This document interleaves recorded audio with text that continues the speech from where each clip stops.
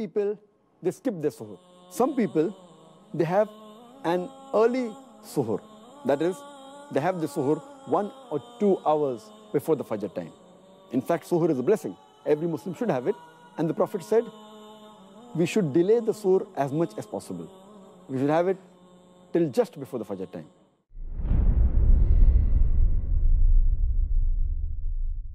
When Ramadan comes along, some people act as if a food festival has come to town. We have this type of food and that type and this appetizer and that.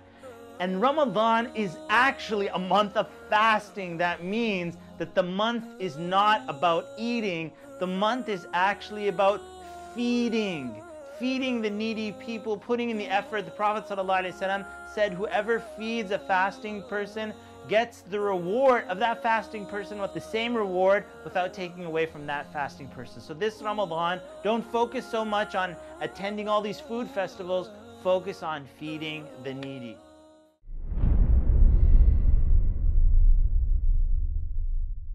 The third mistake committed by Muslims in this category is that they delay opening their fast. They delay the iftar. And our Prophet ﷺ said that the people will be good as long as they hasten in breaking the iftar.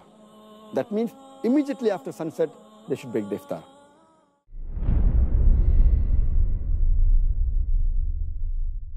Iftar parties are actually a very, very good thing as long as some conditions are met. It's very good because, alhamdulillah, in the month of Ramadan, you feed someone and subhanAllah, you get the reward of every single person that you have fed. And so I always say, you know, iftar parties are actually good as long as the other acts of worship, or for example, our Taraweeh prayer or Maghrib prayer or Isha prayer, they're not suffering because of the iftar party. Or, subhanAllah, one of the problems with iftar parties is sometimes we'll commit sins during this iftar party. This subhanAllah goes against the whole spirit of the month of Ramadan, where we're supposed to cut out all sins. Obviously we cut out all sins in the whole year, but especially we work extra hard in the month of Ramadan. So make sure that, yeah, have the iftar party. Alhamdulillah, make the intention that you're feeding your brothers and sisters. Make the intention that you're bringing people together. Make the intention that you are encouraging one another to do goodness. And all that are great reasons to have iftar parties.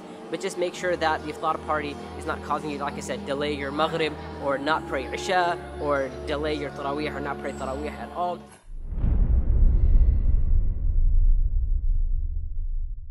One important thing that I've been witnessing lately is that people are unable to manage their anger.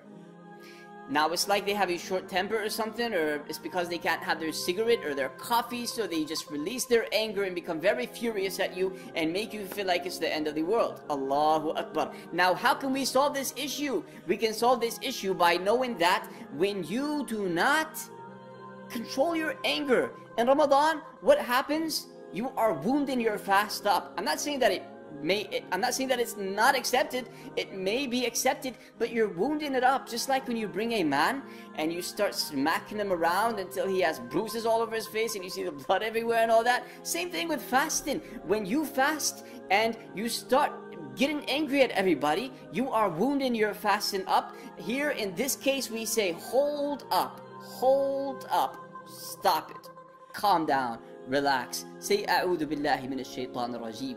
Say, I seek refuge with Allah from the devil, the shaitan.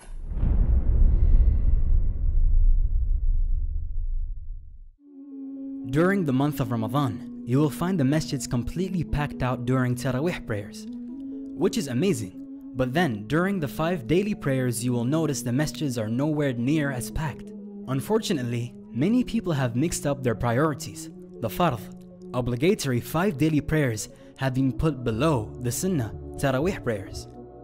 Although nobody can deny the importance of the Taraweeh prayers, which comes with an abundance of rewards and blessings, the 5 daily prayers will always be greater and above all the sunnah or optional prayers. So please, do not neglect your obligations this month.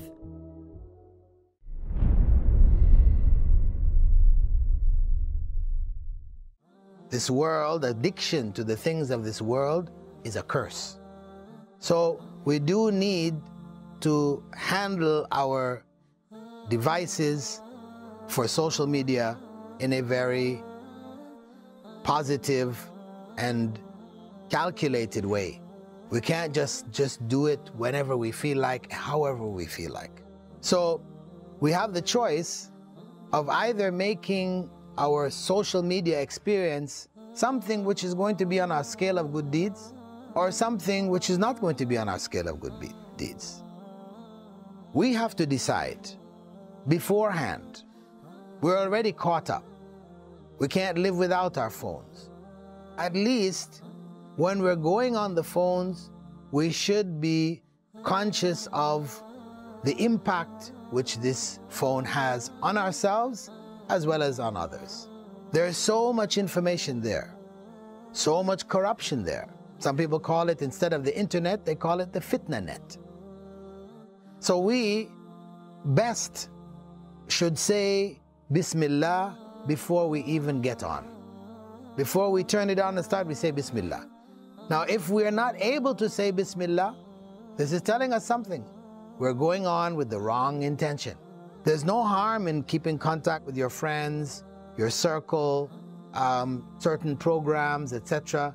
There's no harm, but we have to make sure that whatever we are interacting with is from the halal.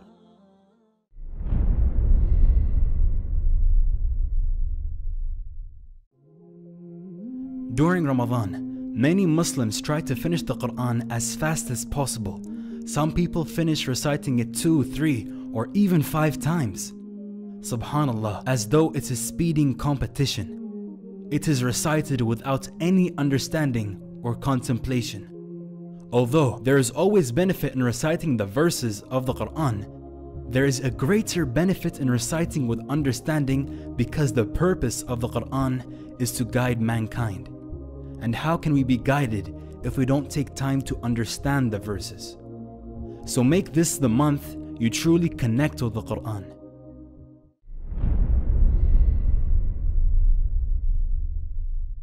The purpose of Ramadan is to reconnect the believer to the Book of Allah like they're starting over. And the reason that's important is because the believer is supposed to reconnect humanity with the Book of Allah. The way we do that in Ramadan, the way the first generation did that in Ramadan, the Prophet ﷺ institutionalized additional prayers. Umar bin al-Khattab saw that people might lose out on that, so he made it into congregational, what we call the Taraweeh prayer, yeah? And it became an institution in this ummah.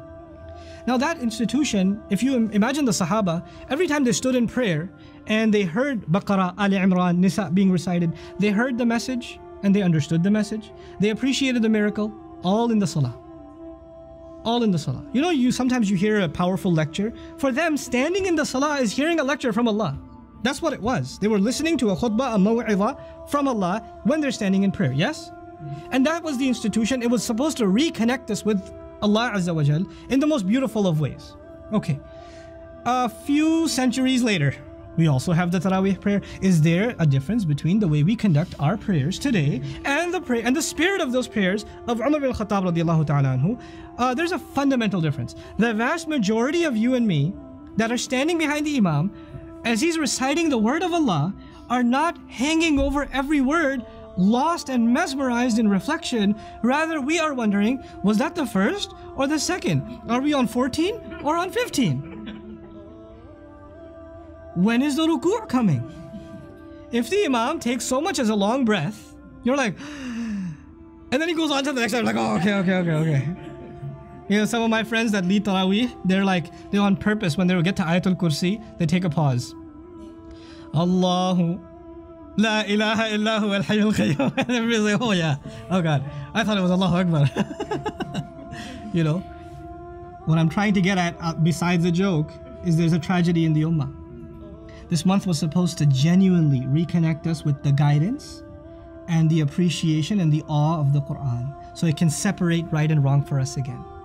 But today, our relationship with the Quran has been reduced to an artificial one, where we stand in prayer and the vast majority of us don't know what's being recited. We run after the best reciter and stand behind them and wonder why the person next to us is crying. And some people are crying because they don't understand. And that's a good thing. That's a beautiful thing by itself. But then there are just a few that understand and they're moved. Sometimes the Imam himself is moved. And then we're completely okay with the culture that even the one leading us in prayer has no idea what they're reciting. And we're okay with that. We're okay with that. We've accepted that as a tradition. Yeah? Is there something wrong with this? You see some problem? We have violated the spirit of Ramadan so badly on every account. On every account. And then on top of that, if you didn't finish the recitation of the entire Quran, that's why we got to speed it up in the last few days. And there's complaints about this reciter is reciting too slowly. Who cares about finishing the Quran in Ramadan? I'd rather we pray less, but pray with attention and pray with awe. Pray with understanding. Get some guidance for it. Reflect. That's what the spirit of this prayer was supposed to be.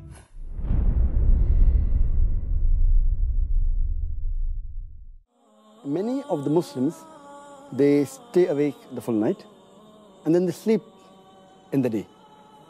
And they do the normal activity at the night time and sleep in the daytime.